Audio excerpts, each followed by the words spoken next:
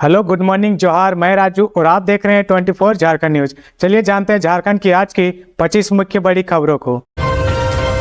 सरकार आपके द्वार कार्यक्रम का चौथा चरण। पहले दिन 48,921 आवेदन मिले।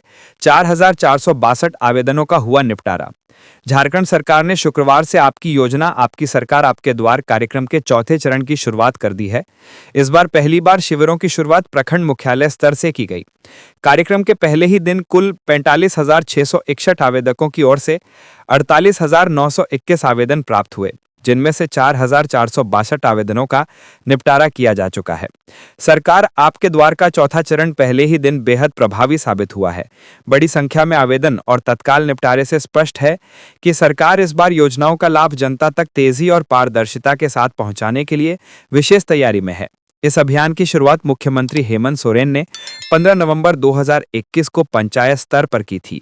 इसका मुख्य उद्देश्य सरकारी योजनाओं से संबंधित आवेदन को मौके पर ही निपटाना और ग्रामीणों को तुरंत लाभ उपलब्ध कराना है। अबुआ आवास, गुरुजी स्टूडेंट क्रेडिट कार्ड, बिरसा हरित ग्राम, मुख्यमंत्री रोजगार सृजन, सावित्रीबाई फुले किशोरी समृद्धि, मुख्यमंत्री पशुधन, सर्वजन पेंशन, अबुआ वीर, अबुआ दिशोम जैसी योजनाओं से जोड़ा जा रहा है। साथ ही जातीय आय आवासीय प्रमाण पत्र सहित विभिन्न प्रमाण पत्र भी मौके पर जारी किए जा रहे हैं। धनबाद में बैंक से रुपए निकालकर घर लौट रहे व्यक्ति से 5 लाख की लूट। धनबाद के बरवा अड्डा थाना क्षेत्र के तुमादाहा गांव में शुक्रवार को बाइक सवार 2 अपराधियों ने दिन दहाड़े घर के दरवाजे पर ही गुलेन चंद्र मंडल नामक व्यक्ति से 5 लाख रुपए लूट लिए। ये घटना तब हुई जब गुलेन चंद्र मंडल एसबीआई की गोलेनपुर शाखा से रुपए निकालकर घर ला रहे थे। गुलेन चंद्र मंडल ने बताया कि वह अपनी बेटी के विवाह के लिए बैंक से रुपए निकालकर लाए थे। जैसे ही वो रुपए लेकर घर के दरवाजे पर पहुंचे, घात लगाकर बैठे 2 बाइक सवार अपराधी उनके पास आए, झपट्टा मारकर रुपयों से भरा बैग छीन लिया और भाग निकले। घटना को इतनी तेजी से अंजाम दिया गया कि विरोध का मौका भी नहीं मिला। छिनतई के बाद दोनों अपराधी तेजी से बाइक पर सवार होकर मौके से फरार हो गए। घटना की जानकारी मिलते ही बरवाडड्डा थाना पुलिस मौके पर पहुंची और मामले की छानबीन शुरू कर दी। भुक्तभोगी गुलेन चंद्र मंडल ने थाने में लिखित शिकायत दर्ज कराई है। पुलिस प्रथम दृष्टया यह आशंका जता रही है कि अपराधियों ने बैंक से ही गुलेन चंद्र मंडल का पीछा किया होगा, क्योंकि उन्हें पता था कि वो इतनी बड़ी रकम लेकर घर लौट रहा है। खूंटी में भीषण सड़क हादसा, पिता और मासूम बेटे की मौत, बेटी गंभीर। खूंटी जिला में रफ्तार के कहर ने एक बच्चे सहित 2 लोगों की जान ले ली है। यह हादसा खूंटी तमाड़ मुख्य पथ के सिंबू केल के समीप हुआ है। स्थानीय लोगों के अनुसार चलती कंटेनर को बाइक सवार ने जोरदार टक्कर मार दी। इस हादसे में 2 लोगों की मौके पर मौत हो गई, जबकि एक गंभीर रूप से घायल है। मृतकों में एक 4 साल का साओ मुंडा और सारितकेल गांव के निवासी सिसरा मुंडा शामिल हैं, जबकि मृतक की 3 साल की बेटी गंभीर रूप से घायल है, जिसे इलाज के लिए रिम्स रेफर कर दिया गया है। इस सड़क हादसे के विरोध में ग्रामीणों ने सड़क को जाम कर दिया और मुआवजा देने की मांग करने लगे। सड़क जाम के कारण खूंटी तमाड़ मुख्य मार्ग के दोनों ओर गाड़ियों की लंबी कतार लग गई। जाम की सूचना पर खूंटी थाना की पुलिस दलबल के साथ मौके पर पहुंची और विरोध कर रहे लोगों को समझा बुझाकर सड़क को जाम से मुक्त कराया। इसके बाद सड़क से दोनों के शवों को कब्जे में लेकर पोस्टमार्टम के लिए भेज दिया। वहीं हादसे में घायल बच्ची को इलाज के लिए रिम्स रेफर किया गया। स्थानीय लोगों के अनुसार विश्राम मुंडा अपनी बेटी अनिमा और कुंवर मुंडा के बेटे साऊ मुंडा को बाइक से लेकर सारितकेल लौट रहे थे। इसी दौरान सिंबू केल के पास सामने से आ रही एक कंटेनर से उनकी बाइक की सीधी टक्कर हो गई। इस टक्कर के बाद वो तीनों सड़क पर गिर पड़े और 2 की मौत मौके पर हो गई, जबकि एक बच्ची गंभीर रूप से घायल हो गई। खूंटी थाना प्रभारी मोहन कुमार ने बताया कि सड़क हादसे की सूचना पर ही पुलिस बल घटनास्थल पर पहुंच चुकी, लेकिन स्थानीय लोगों ने सड़क जाम कर दिया था। बाद में वो खुद अन्य बल लेकर पहुंचे। उन्होंने बताया कि सड़क हादसे के विरोध में लोगों ने मुआवजे की मांग की। पुलिस के समझाने पर लोग माने और घायल बच्ची को इलाज के लिए रिम्स रेफर किया गया। वहीं सड़क पर पड़े शवों को कब्जे में लेकर पोस्टमार्टम के लिए भेजा गया। वहीं कंटेनर को मौके से जब्त किया गया है। घाटशिला से नवनिर्वाचित विधायक सुमेश सोरेन ने ली शपथ। घाटशिला से नवनिर्वाचित विधायक सुमेश सोरेन ने आज विधायक पद की शपथ ले ली है। बताते चलें कि सुमेश सोरेन दिवंगत शिक्षा मंत्री रामदास सोरेन के बेटे हैं। विधानसभा अध्यक्ष रविंद्रनाथ महतो की उपस्थिति में उन्हें विधिवत रूप से शपथ दिलाई गई। सुमेश सोरेन ने हाल ही में हुए उपचुनाव में घाटशिला विधानसभा क्षेत्र से भारी बहुमत के साथ विजयी हुए थे। उनकी जीत के साथ यह सीट एक बार फिर सोरेन परिवार के खाते में लौट आई है। शपथ ग्रहण के बाद सोमेश ने कहा कि वे अपने पिता के अधूरे कार्यों को आगे बढ़ाने के लिए संकल्पित हैं और क्षेत्र के विकास को प्राथमिकता देंगे। बताते चलें कि इस साल के अगस्त माह में रामदास सोरेन का निधन हुआ था, जिसके बाद घाटशिला सीट खाली हुई थी। इस सीट पर उपचुनाव हुआ, जिसके बाद सोमेश सोरेन को भारी बहुमत से जीत मिली है। यहां मालूम हो कि सोमेश सोरेन के पिता रामदास सोरेन के निधन के बाद सरकार में मंत्री का एक पद खाली है। रामदास सोरेन के पास स्कूली शिक्षा एवं साक्षरता विभाग था। उनके निधन के बाद इस विभाग का प्रभार मुख्यमंत्री के पास है। विधानसभा उपचुनाव से पूर्व सोमेश सोरेन को मंत्री बनाए जाने की मांग भी उठी थी। पार्टी की अंदरूनी बैठकों में हाजी हुसैन अंसारी, जगन्नाथ महतो की मौत के बाद जिस तरह उनके परिजनों को मंत्री बनाया गया, उसी तरह सोमेश सोरेन को भी मंत्री बनाने की मांग की गई थी। हालांकि चुनावी सभा में मुख्यमंत्री हेमंत सोरेन ने कहा था कि सोमेश अभी युवा हैं, उनको संगठन में लाया जाएगा, लेकिन भारी जीत के बाद उन्हें फिर से मंत्री बनाए जाने की चर्चा और संभावना बनने लगी है। हाईवा के नीचे आधे घंटे तक फंसा रहा बाइक सवार, सरायकेला में अमलगम रोड पर हुआ हादसा। 30 फीट तक घसीटता ले गया हाईवा। सरायकेला जिले के कांडा थाना क्षेत्र अंतर्गत अमलगम रोड पर शुक्रवार सुबह एक सड़क दुर्घटना में अमलगम स्टील प्लांट का एक कर्मचारी गंभीर रूप से घायल हो गया। तेज रफ्तार हाईवा ने ड्यूटी जा रहे कर्मचारी सुभाष प्रामाणिक को टक्कर मार दी। टक्कर इतनी भीषण थी कि सुभाष प्रामाणिक अपनी मोटरसाइकिल समेत हाईवा के नीचे फंस गए और लगभग आधे घंटे तक वहीं दबे रहे। हाईवा उन्हें करीब 30 फीट तक घसीटता हुआ ले गया। सुभाष को हाईवा के नीचे से बाहर निकाला गया। घटना के बाद मौके पर ग्रामीणों की भारी भीड़ जमा हो गई। ग्रामीणों के विरोध के बाद अमलगम स्टील प्लांट प्रबंधन ने लगभग आधे घंटे बाद एक लोडर भेजा, जिसकी मदद से सुभाष को हाईवा के नीचे से बाहर निकाला गया। उन्हें तुरंत जमशेदपुर के एक अस्पताल ले जाया गया, जहां उनका इलाज जारी है। हादसे के करीब 1 घंटे बाद भी ग्रामीण घटनास्थल पर मौजूद रहे और प्लांट प्रबंधन के खिलाफ नाराजगी व्यक्त की। ग्रामीणों का कहना है कि दुर्घटनास्थल वाली सड़क काफी संकरी है और भारी वाहनों की आवाजाही के कारण यहां लगातार दुर्घटनाओं का खतरा बना रहता है। ग्रामीणों ने मांग की है कि दुर्घटनास्थल वाली सड़क का चौड़ीकरण किया जाए और मेन रोड से कंपनी गेट तक ट्रैफिक व्यवस्था को सुधारा जाए, ताकि भविष्य में ऐसी घटनाओं को रोका जा सके। रांची में एंटी क्राइम चेकिंग अभियान जारी, 56 जगहों पर चल रहा अभियान। रांची पुलिस द्वारा शहर में अपराध नियंत्रण के लिए एक बड़ा एंटी क्राइम चेकिंग अभियान चलाया जा रहा है। एसएसपी राकेश रंजन के निर्देश पर यह अभियान बीते कई दिनों से लगातार जारी है। इस दौरान पुलिस बेवजह जमा होकर अड्डेबाजी करने वाले लोगों के खिलाफ जहां कार्रवाई कर रही है, वहीं दूसरी तरफ लगातार वाहनों की चेकिंग की जा रही है। यह अभियान 56 जगहों पर चल रहा है। इस अभियान का उद्देश्य शहर में सुरक्षा व्यवस्था को मजबूत करना और आपराधिक गतिविधियों पर लगाम लगाना है। ये विशेष चेकिंग अभियान रांची शहर के संवेदनशील और भीड़भाड़ वाले सभी प्रमुख इलाकों, चौक चौराहों और एंट्री और एग्जिट पॉइंट्स पर चलाया जा रहा है। पुलिस टीमें विभिन्न स्थानों पर अचानक नाकेबंदी कर रही हैं। अभियान के तहत उन लोगों पर विशेष ध्यान दिया जा रहा है जिनकी गतिविधियां संदिग्ध लग रही हैं। बिना कागजात या संदिग्ध रूप से घूम रहे वाहनों की गहनता से जांच की जा रही है, ताकि चोरी के वाहनों और अवैध सामान की आवाजाही को रोका जा सके। इसके अलावा पुलिस का मुख्य फोकस अवैध हथियार, गोला बारूद और मादक पदार्थों की तस्करी पर अंकुश लगाना है। एसएसपी ने सभी थाना प्रभारियों और पुलिस कर्मियों को स्पष्ट निर्देश दिए हैं कि चेकिंग के दौरान पूरी तरह से मुस्तैद रहें और किसी भी तरह की लापरवाही बर्दाश्त नहीं की जाएगी। इस अभियान को लगातार जारी रखने का निर्देश दिया गया है।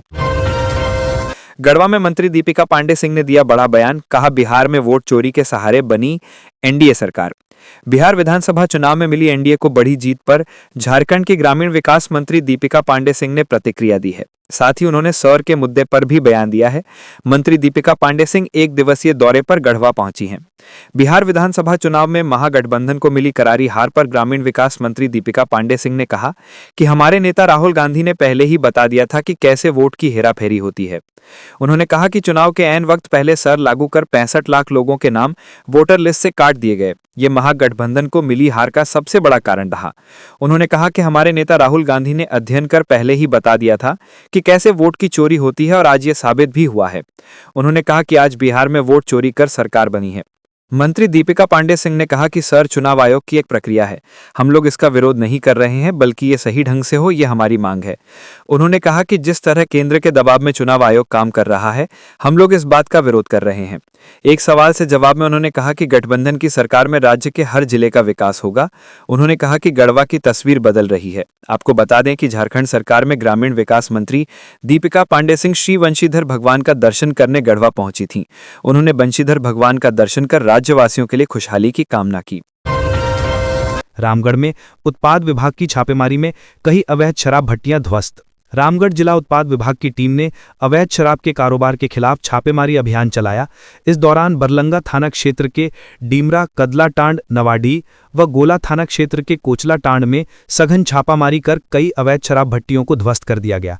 टीम ने भट्टियों से करीब 400 किलो जावा महुआ और 80 लीटर महुआ शराब बरामद किया। सारी सामग्री नष्ट कर दी गई। टीम ने धंधे में शामिल डीमरा के तीजू साव, कदलाटांड के कंदरू रजवार, नवाडी के राजेंद्र साव, चमन साव और कोचलाटांड निवासी धनेश्वर महतो और राजेश महतो के खिलाफ उत्पाद अधिनियम के तहत मामला दर्ज किया है। सभी फरार हैं। छापेमारी अभियान में उत्पाद अवर निरीक्षक कांग्रेस कुमार व होमगार्ड के जवान शामिल थे। रांची नगर निगम का आपकी योजना आपकी सरकार आपके द्वार कार्यक्रम शुरू। रांची नगर निगम ने आज से आपकी योजना आपकी सरकार आपके द्वार कार्यक्रम के तहत सेवा का अधिकार सप्ताह शुरू कर दिया है। इस अभियान का उद्देश्य है लोगों को सरकारी योजनाओं की जानकारी देना, उनकी समस्याएं सुनना और उन्हें योजनाओं का लाभ आसान तरीके से उपलब्ध कराना। नगर आयुक्त ने स्वयं शिविरों का निरीक्षण किया और अधिकारियों को निर्देश दिया कि सभी सेवाएं समय पर और सही तरीके से आम लोगों तक पहुंचे। नगर निगम ने सभी नागरिकों से अपील की है कि अधिक से अधिक संख्या में शिविरों में पहुंचें और अपनी जरूरी सेवाओं का लाभ उठाएं। 28 नवंबर तक सरकार बताए कि लोकायुक्त, सूचना आयुक्तों की नियुक्ति की प्रक्रिया कहां तक बढ़ी। झारखंड हाईकोर्ट ने राज्य में लोकायुक्त, सूचना आयुक्त और मानवाधिकार आयोग के अध्यक्ष की नियुक्ति के मामले में सरकार को जवाब दाखिल करने का निर्देश दिया है। ये बताने को कहा है कि नियुक्ति संबंधी प्रक्रिया की स्थिति क्या है।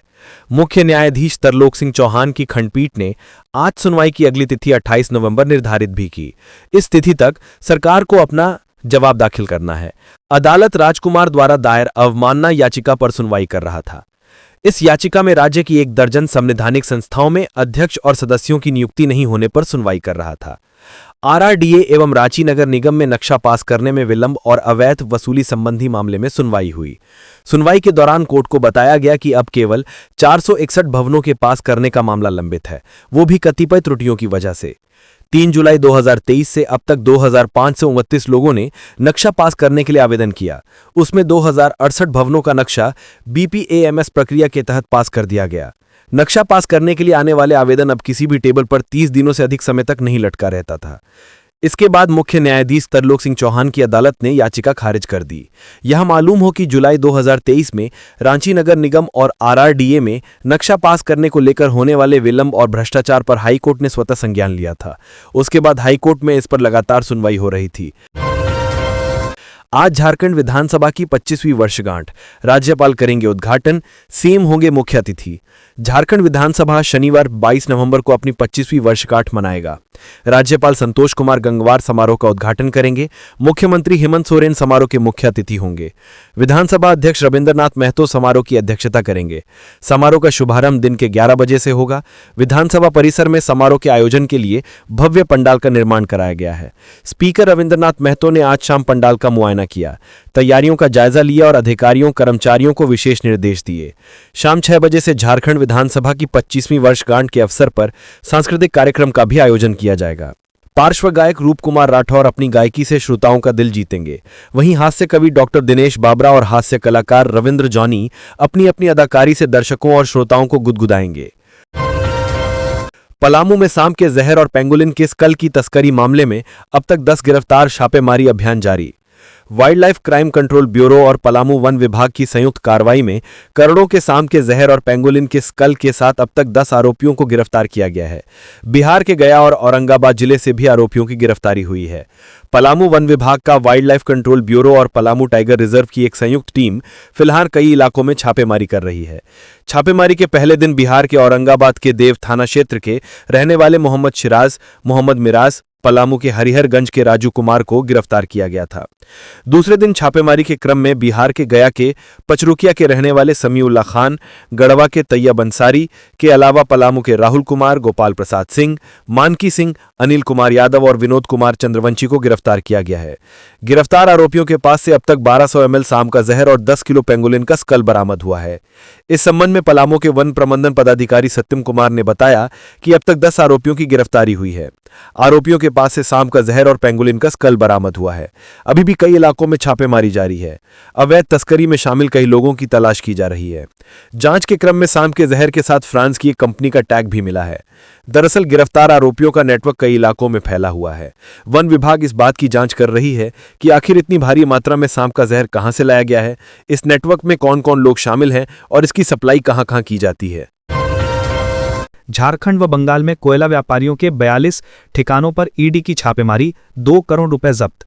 प्रवर्तन निदेशालय ईडी ने शुक्रवार की सुबह करीब 6 बजे कोयला कारोबार से जुड़े लोगों के कुल 42 ठिकानों पर छापा मारा। ईडी रांची ने दुमका और धनबाद स्थित कोयले के चर्चित कारोबारी लाल बहादुर सिंह सहित अन्य के 18 ठिकानों पर छापा मारा।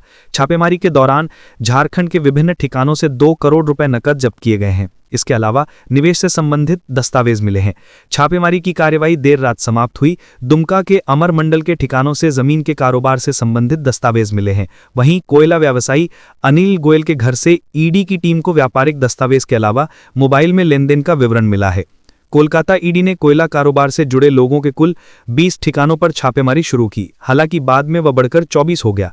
ईडी रांची की टीम को कोयला कारोबारी लाल बहादुर सिंह के घर में घुसने में 2 घंटे का समय लगा। इस व्यापारी ने छापेमार दल के पहुंचते ही कुत्तों को खोल दिया।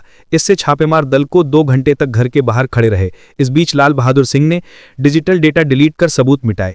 ईडी कोयला कारोबारी लाल बहादुर सिंह के खिलाफ वर्ष 2019 में ECIR दर्ज की थी। इसमें लाल बहादुर सिंह व उसकी कंपनी मिस्टर देव प्रभा प्राइवेट लिमिटेड को BCCL से मिले 452.00 करोड़ रुपए के काम में कोयले की हेराफेरी कर 3.00 करोड़ रुपए का नुकसान पहुंचाने का आरोप लगाया गया था। यह ECIR CBI द्वारा दर्ज एक प्राथमिकी के आधार पर की गई थी। ECIR दर्ज करने के करीब 7 साल बाद ईडी ने लाल बहादुर सिंह सहित अन्य के ठिकानों पर छापेमारी शुरू की। ईडी ने धनबाद के कोयला व्यापारी लाल बहादुर सिंह व उसके पारिवारिक सदस्यों को छापेमारी के दायरे में शामिल किया है। इसके अलावा संजय खेमका के पारिवारिक सदस्यों के अलावा अनिल गोयल को भी छापेमारी के दायरे में शामिल किया है। जांच में पाया गया कि इन दोनों ही व्यापारियों ने अपनी व्यापारिक गतिविधियों को चलाने के लिए अलग अलग कंपनियां बना रखी हैं। इन कंपनियों में संबंधित कोयला व्यापारियों के पारिवारिक सदस्य और करीबी लोगों को निदेशक बनाया गया है। इन कंपनियों को ईडी ने छापेमारी के दायरे में शामिल किया है। जमशेदपुर में होटल मालिक पर बदमाशों ने की फायरिंग, मारपीट का CCTV फुटेज मांगा, नहीं दिया तो होटल में की तोड़फोड़। पारबी काली मंदिर से करीब 3 किलोमीटर दूर NH-33 स्थित टाटा हाईवे होटल में गुरुवार रात 10 से 15 बदमाशों ने होटल मालिक रंजीत कुमार के साथ मारपीट कर 2 राउंड फायरिंग की।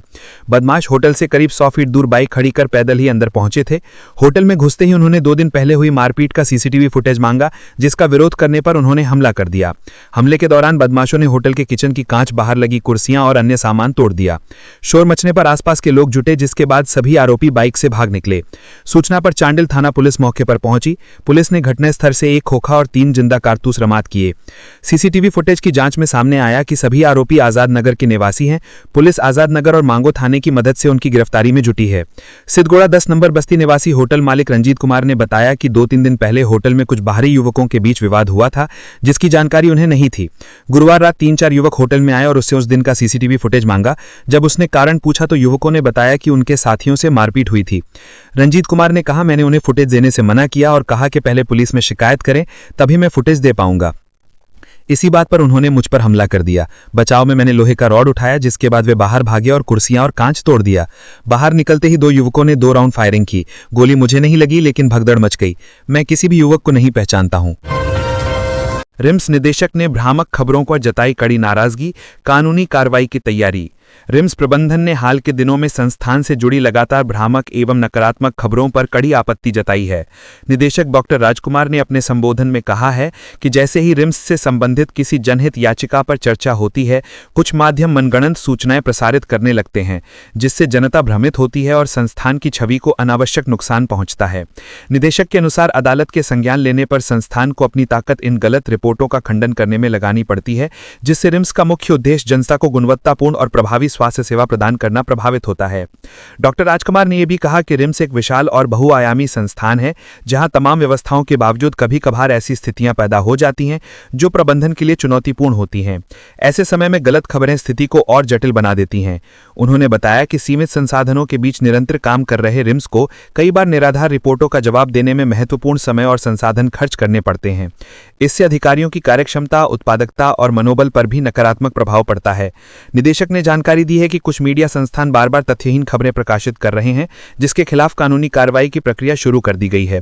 एक खबर का उल्लेख करते हुए उन्होंने कहा कि रिम्स में कंबलों की कमी संबंधी दावा पूरी तरह गलत है। उनके अनुसार संस्थान में पर्याप्त संख्या में कंबल उपलब्ध हैं। साथ ही ब्लैंकेट बैंक भी संचालित हो रहे हैं, जहां मरीज के परिजन 100 रुपये जमा कर कंबल ले सकते हैं और कंबल वापस करने पर राशि लौटा दी जाती है। डॉक्टर राजकुमार ने कहा कि मनगढ़ंत रिपोर्टिंग सिर्फ रिम्स ही नहीं बल्कि पूरे स्वास्थ्य विभाग की साख को प्रभावित करती है और उपचार व्यवस्था के सुचारू संचालन में भी बाधा उत्पन्न करती है। रिम्स प्रबंधन ने सभी मीडिया संस्थानों और संपादकों से अपील की है कि किसी भी समाचार के प्रकाशन से पहले तथ्यों की पुष्टि अवश्य करें ताकि आम जनता तक सही और जिम्मेदार जानकारी पहुंच सके। खूंटी के 78 युवाओं को दुबई में मिली नौकरी, विधायक ने युवकों को बांटी प्रमाण पत्र। झारखंड सरकार के कल्याण विभाग की सब्सिडरी एसपीवी प्रेझा फाउंडेशन द्वारा पिछड़े और गरीब परिवारों के 78 युवाओं को विदेश में रोजगार उपलब्ध कराया गया है। ये सभी युवा काम करने के लिए दुबई जा रहे हैं, जहां वे अलग अलग फील्ड में काम करेंगे। युवाओं को अच्छी सैलरी, मुफ्त रहने और खाने की सुविधा मिलेगी। नौकरी मिलने से युवा बहुत उत्साहित दिखे। चंद्रपुर के कल्याण गुरुकुल में हुए एक प्रोग्राम में 78 सफल युवाओं को सर्टिफिकेट दिए गए। तुरपा विधायक सुदीप गुड़िया ने चुने गए युवाओं को अपॉइंटमेंट लेटर दिए। कल्याण मंत्री चमरा लिंडा को प्रोग्राम में आना था, लेकिन जब दोपहर 2 बजे तक मंत्री नहीं आए तो विधायक ने युवाओं का हौसला बढ़ाया और बधाई और शुभकामनाएं दी। सभी युवा शनिवार को दुबई के लिए रवाना होंगे। प्रोग्राम को संबोधित करते हुए विधायक सुदीप गुड़िया ने कहा कि जिंदगी में सफलता का कोई शॉर्टकट नहीं होता, बस लगातार लगन और मेहनत से ही सफलता मिलती है। कड़ी मेहनत ही सफलता की चाबी है। विधायक ने कहा, आज आप ट्रेनिंग का सर्टिफिकेट लेकर जा रहे हैं, यह आपकी जिंदगी में सफलता की ओर पहला कदम है। वहां मौजूद लोगों को संबोधित करते हुए विधायक ने उनसे अपने गांव के लिए एक रोल मॉडल सेट करने की अपील की, जिसमें न सिर्फ अपने विकास पर ध्यान दिया जाए बल्कि सबको साथ लेकर चलने पर भी ध्यान दिया जाए। उन्होंने कहा कि अगर आपके पास टैलेंट है तो स्ट्रगल करने की कोई ज़रूरत नहीं है। जिंदगी के हर फील्ड में स्किल्स की ज़रूरत होती है, चाहे वो खेती हो, नौकरी हो या बिजनेस। राज्य सरकार युवाओं, महिलाओं और गांव वालों के विकास के लिए कई स्कीम चला रही है। उन्होंने उनसे इन स्कीम का फायदा उठाने और दूसरों को भी ऐसा करने के लिए प्रेरित करने की अपील की। महिलाओं को बनाएंगी स्वावलंबी, मशरूम उत्पादन और मधुमक्खी पालन की होगी अहम भूमिका। कृषि मंत्री उद्यान निदेशालय झारखंड के द्वारा आज 21 नवंबर को रांची के मांडर प्रखंड के बिसाह खटंगा पंचायत और बेड़ो के निहालू पंचायत में उद्यानिकी प्रशिक्षण कार्यशाला सह उपादान वितरण कार्यक्रम आयोजित किया गया। इस कार्यक्रम में मुख्य अतिथि के रूप में राज्य की कृषि, पशुपालन एवं सहकारिता मंत्री शिल्पी नेहा तिर्की भी शामिल हुईं। ग्रामीण महिलाओं को मशरूम उत्पादन का प्रशिक्षण के साथ साथ ग्रामीणों को मधुमक्खी पालन का प्रशिक्षण, पाई महिलाओं को प्रमाण पत्र के साथ साथ मशरूम उत्पादन का 30 बैग उपलब्ध भी उद्यान निदेशालय की ओर से उपलब्ध कराया गया। वहीं मधुमक्खी पालन का प्रशिक्षण लेने वाले ग्रामीणों को मधुमक्खी पालन किट का वितरण किया गया। इस कार्यक्रम में प्राकृतिक खेती को लेकर प्रगतिशील महिला किसानों को विशेष रूप से विभाग ने चिन्हित किया, जिन्हें आने वाले दिनों में प्रशिक्षित किया जाएगा। इस कार्यक्रम में शामिल हुई कृषि मंत्री शिल्पी नेहा तिर्की ने कहा कि अपने गांव, अपनी जमीन और अपने परिवार के बीच रोजगार उपलब्ध हो तो पलायन करने की जरूरत नहीं होगी और ये सबसे ज्यादा सुखद होता है। उन्होंने कहा कि मशरूम उत्पादन या मधुमक्खी पालन विभाग के इसी सोच का हिस्सा है कि लोगों को पलायन भी ना करना पड़े और उनकी आर्थिक स्थिति भी सुदृढ़ हो।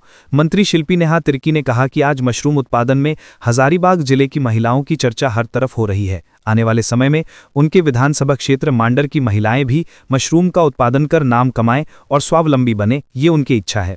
आज परंपरागत कृषि और पशुपालन के साथ साथ प्रगतिशील सोच रखकर लाखों रुपए की आमदनी की जा सकती है। अंतिम चरण में पहुंचा झारखंड कांग्रेस का संगठन सृजन अभियान। दिसंबर के शुरू में गठित होगी डीसीसी। झारखंड में झामुमो और आरजेडी के साथ 2019 से सत्ता में रहने वाली कांग्रेस का पूरा ध्यान अपने संगठन को मजबूत बनाने पर केंद्रित है। एआईसीसी के विशेष आमंत्रित सदस्य के राजू के प्रदेश प्रभारी बनने के बाद से गतिविधियों में तेज गति आई है, लेकिन लगातार पार्टी स्तर पर हो रही गतिविधियों के बावजूद झारखंड कांग्रेस का अभी तक 25 सांगठनिक जिलों में से सिर्फ लातेहार जिले की जिला कांग्रेस कमेटी ही गठित हो पाई है। इसका मतलब ये हुआ कि रांची महानगर और रांची ग्रामीण समेत 24 जिलों में कांग्रेस जिला अध्यक्ष और पर्यवेक्षक तो हैं, लेकिन टीम में दूसरे पदाधिकारियों की नियुक्ति पूरी नहीं हुई है। 2-3 दिन पहले ही लातेहार जिला कांग्रेस कमेटी के प्रस्तावित नामों को पीसीसी ने अपना अप्रूवल दिया है। जानकारी के मुताबिक कांग्रेस के कई जिला अध्यक्षों ने प्रदेश अध्यक्ष को अपनी कमेटी भी स्वीकृति के लिए भेज दी है।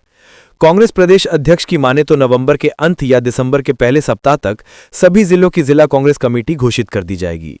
दरअसल कांग्रेस संगठन सृजन 2025 के तहत अगस्त महीने में ही ये निर्देश दिया गया था कि 100 दिन के अंदर ही बूथ से लेकर जिला स्तर तक सभी सांगठनिक कार्य पूरा कर लिया जाए। इसी क्रम में कांग्रेस के प्रति समर्पित और ऊर्जावान पार्टी कार्यकर्ताओं को बीएलए बनाने के काम को भी अंतिम रूप देना था, लेकिन ये काम भी अब तक पूरा नहीं हुआ है। कांग्रेस आला कमान ने जिला कमेटी के गठन में कई बिंदु पर फोकस करने को कहा है, जिसमें पदाधिकारियों की संख्या, जातीय समीकरण, क्षेत्रीय समीकरण पर भी फोकस ध्यान केंद्रित करना है। कांग्रेस प्रदेश कमेटी के नेताओं का यह विचार है कि इन सभी फॉर्मूले पर जिलाध्यक्षों के काम करने की वजह से डीसीसी के गठन में देरी हो रही है, लेकिन इसे भी दिसंबर तक पूरा कर लिया जाएगा। जल्द ध्वस्त होगा नक्सलियों का अंतिम गढ़, मार्च 2026 तक झारखंड होगा नक्सल मुक्त। केंद्रीय गृह मंत्रालय ने झारखंड सहित अन्य नक्सल प्रभावित राज्यों से नक्सलियों का पूरी तरह सफाया करने की डेडलाइन मार्च 2026 तय की है। छत्तीसगढ़, महाराष्ट्र और आंध्र प्रदेश जैसे राज्य नक्सलियों के खिलाफ रोजाना सफलताएं हासिल कर रहे हैं। झारखंड भी केंद्रीय बलों की मदद से नक्सलियों के खिलाफ मजबूत लड़ाई लड़ रहा है, लेकिन नक्सलियों के एकमात्र घर सारंडा को फतह करने में अभी भी कई तरह की मुश्किलें झारखंड पुलिस के सामने हैं। जिस दिन सारंडा फतह हो जाएगा, उसी दिन झारखंड से नक्सलियों का अंत हो जाएगा। करीब 3 सालों से झारखंड पुलिस केंद्रीय बलों के साथ सारंडा के बिहड़ों में जंग जैसे हालातों का सामना कर रही है। सारंडा की लड़ाई लंबी खिंचती जा रही है। इस दौरान नक्सलियों द्वारा किए जा रहे विस्फोटों की वजह से जवान, ग्रामीण और हाथी जैसे जानवर भी हताहत हो रहे हैं। हालांकि इस दौरान नक्सलियों को भी भारी नुकसान उठाना पड़ रहा है, लेकिन गुरिल्ला वॉर की पद्धति की वजह से नक्सली अभी भी सारंडा में टिके हुए हैं। केंद्रीय गृह मंत्रालय द्वारा झारखंड को नक्सल मुक्त करने की तारीख अब बिल्कुल नजदीक पहुंच चुकी है। ऐसे में झारखंड की नई डीजीपी अतर्षा मिश्रा ने भी नक्सलियों की सफाई के लिए कमर कस ली है। सारंडा से नक्सलियों की सफाई के लिए विशेष रणनीति का तहत इसी सप्ताह डीजीपी खुद चाईबासा पहुंची थीं। चाईबासा में झारखंड पुलिस और केंद्रीय बलों के अधिकारियों के साथ सारंडा की लड़ाई को मजबूती के साथ जीतने के लिए विशेष रणनीति बनाई गई है। झारखंड पुलिस का दावा है कि जो समय सीमा निश्चित की गई है, उस समय सीमा में झारखंड से भी नक्सलियों का सफाया कर दिया जाएगा। सारंडा में झारखंड के नक्सल इतिहास का अब तक का सबसे बड़ा अभियान शुरू हुए लगभग 5 महीने हो चुके हैं। हालांकि अभियान सारंडा में पिछले 3 सालों से चल रहा है। सारंडा जंगल की सीमा ओडिशा तक सटी हुई है। विस्फोटकों की लूट के बाद अब ओडिशा पुलिस भी बेहद सतर्क हो गई है। वह अपने सीमा पर लगातार नजर रख रही है ताकि झारखंड से नक्सलियों का मूवमेंट ओडिशा में न हो सके। तो ये थी आज की झारखंड की टॉप बड़ी खबरें। इसी तरह झारखंड की हर छोटी सी बड़ी खबर देखने के लिए आप हमारे चैनल 24 झारखंड न्यूज को सब्सक्राइब करके बेल आइकन प्रेस कर ले, जिससे झारखंड की हर छोटी सी बड़ी खबर की अपडेट आप तक पहुंचता रहे। तो आज के लिए बस इतना ही। हमें दीजिए इजाजत, फिर मिलते हैं नेक्स्ट न्यूज में।